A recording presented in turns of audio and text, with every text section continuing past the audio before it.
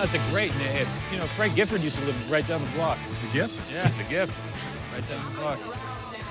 I'm getting a really good feeling about this. I'm so glad. You give us that 10-year interest-only loan, I think we got a deal. Hey, fuckers! Welcome to the neighborhood. My name is Craig. The neighbor is a Nazi? If you guys ever need fertilizer, I've got a lot of it. Close to 80 tons. Hey, folks! How you doing? You're gonna love this neighborhood. Every single house here recycles. We're done here. Yeah, okay. Hey, Derek. Sprechen Sie Dick. So, Dale, I don't know how much you know about therapy, but it usually starts by you telling me a little something about yourself. I work at a college as a janitor, even though I feel like I'm smarter than most of the people that go there. Sometimes I see an equation written on a blackboard, like half an equation, and I'll just figure it out. Is this Good Will Hunting? No. Sounds a lot like the plot of Good Will Hunting. Yeah, anyway, my best friend is Ben Affleck. So I thought we'd begin talking about your parents' divorce. Okay. How old were you when they got divorced? 15. It's a hard age. Yes. Yeah. Do you want to talk about some of those feelings? I love you. Obviously, you don't know me. I love you so much. Thank you. And I will take that as a feeling that you have of comfortability with me. It's more than comfortability. I mean, I fucking love you. Okay. I'm just thinking about our life together. I feel like I'm walking on a cloud. My penis is tingling right now. That is so off-putting. You're not feeling this? In no way, shape, or form do I feel any feelings of intimacy towards you in any way whatsoever.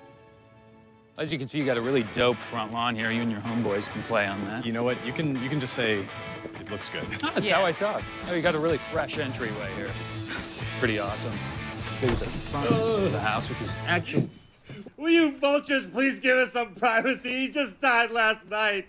What is going on here? It was the asbestos in here. That's what did it. I've seen too many dead bodies. I can't. I can't be in here. No. I can't. Not bad. Eat shit, Derek. We're gonna maintain great self-awareness of who we are. We're gonna solve problems with open communication and candor. And we're gonna consistently put players in position to succeed. And the last thing, the most important piece, is we're gonna take the North and never give it back. Life's better. Bed down. I got some barrels. Stay down.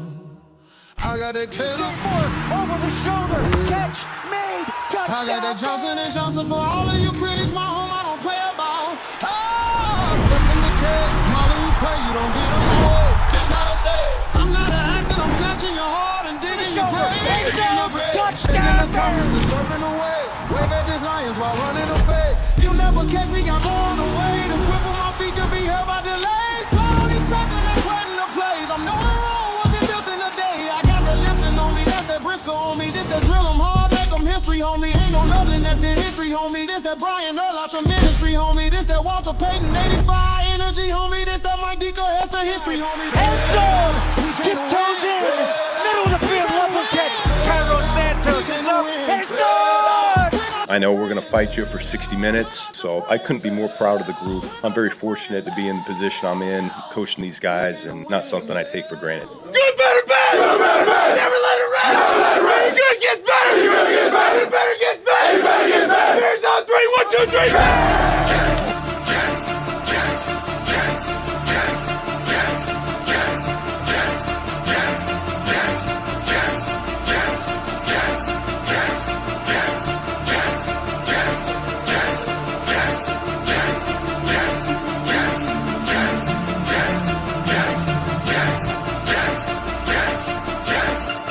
This goes out to those of you who get it in and grind. Loved ones in the grave, the others doing time, but we'll be just fine. Hold your head, but don't ever hold your head down. Everybody love it when you broke, hate it when you shine. Back against the ropes, no frown, we still smile. Hold your head, but don't ever hold your head. Got it out the mud, serving Legos in the trap. Couple faggots want me whack, had me clutching gas. pumping crack. Crack smokers quickly coming back. I do about 55 ounces off a brick, is jumping back. Neighborhood record label popping in my city. Dreadlocks, aqua green collar with a fitted. Headlock label say if I leave I get a headshot. Sign one contract, business venture proposal. Pay close attention, tricky dealing with hidden motives. Like I said, I signed one contract, but notice went to jail, came home, label playing me closer. Show me 2 contracts with my signature and my social. What the fuck is that? Let's be honest.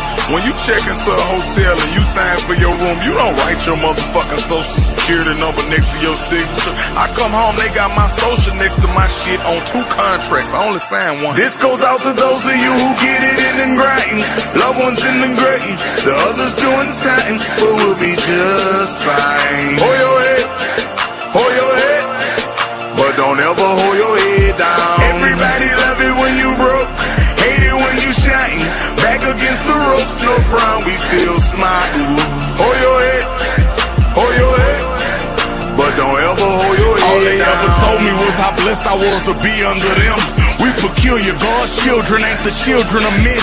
This for those who got picked on and teased all their life. Unspoken motives of the cruel on my knees every night. Black thermal up under army fatigue with a pipe. Itching to blick a biscuit, no need to mimic pretenders. Indeed, I eat in a business where enemies will befriend you until they see you defenseless and send a nigga to flip you. Strictly deal in the district, get Leah building his history. Back controlling the city with vacuum seals and a digit. Shitting on you bitches that wouldn't lend me a penny. Smiling every time I'm sticking my dick in one of your women gates. A wise man told me that to get what you want, you got to know what the fuck you want. A wise man also told me that a double-minded man is unstable in all his ways. I'm up in focus. This goes out to those of you who get it in and grinding.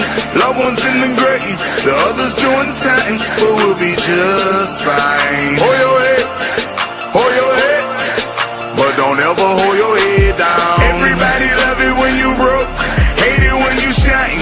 Back against the ropes, no frown, we still smile. Hold your head, but don't ever hold your head down.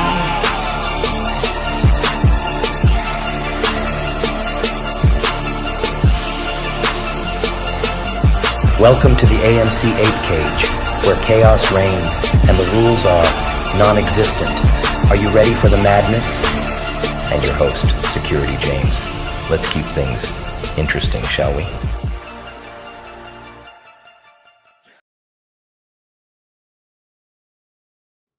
Welcome.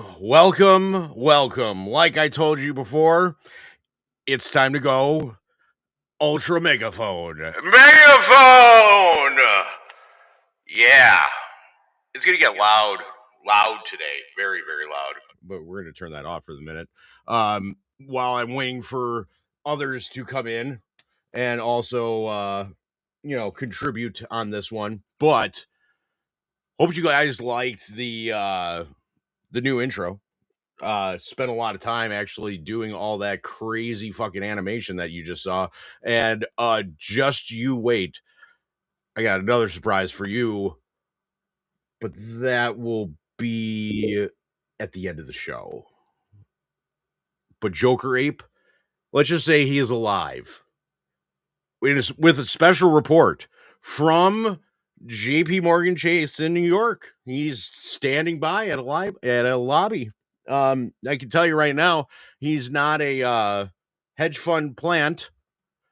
And the other thing that I also know, that there ain't a lot of silver there. That's kind of a guarantee. But we finally got crazy, angry Matt alive and well. Got him fixed.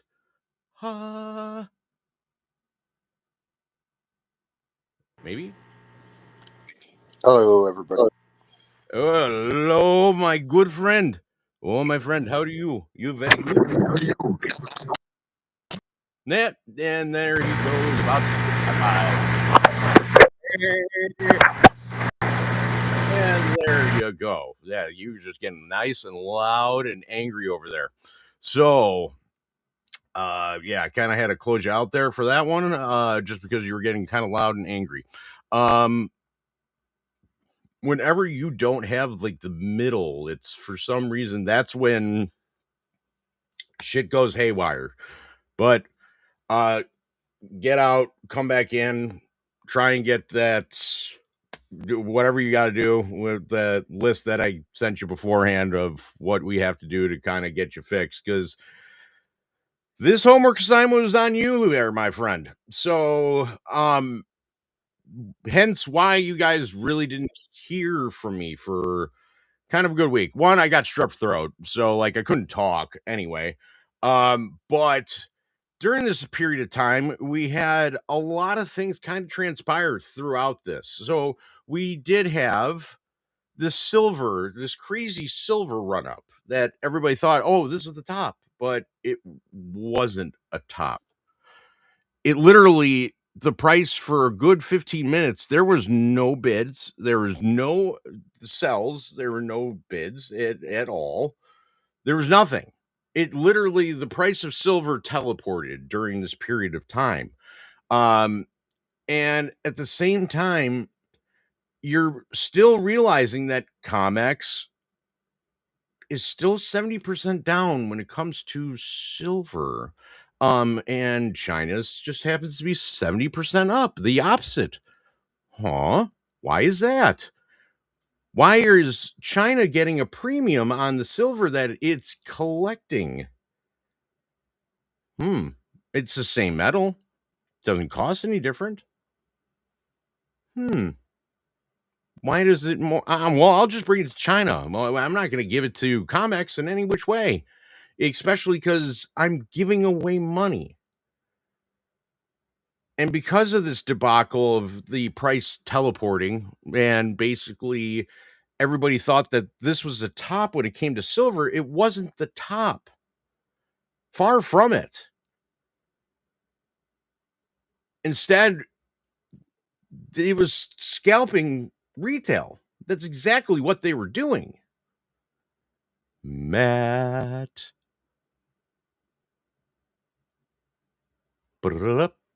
Bing. Nope.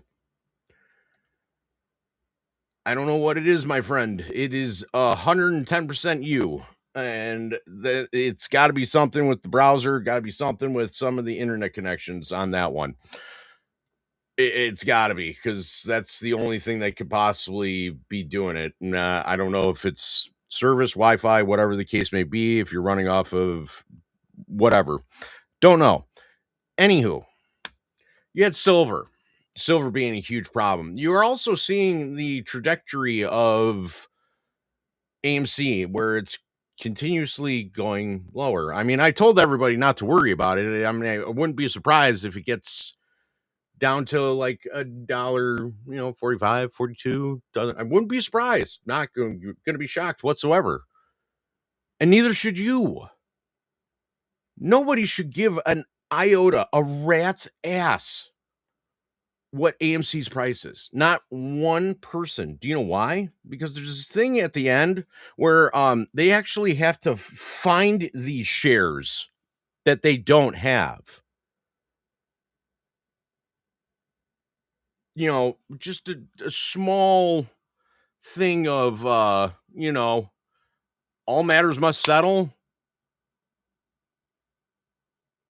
You can't settle on derivative contracts. You can't settle on swaps.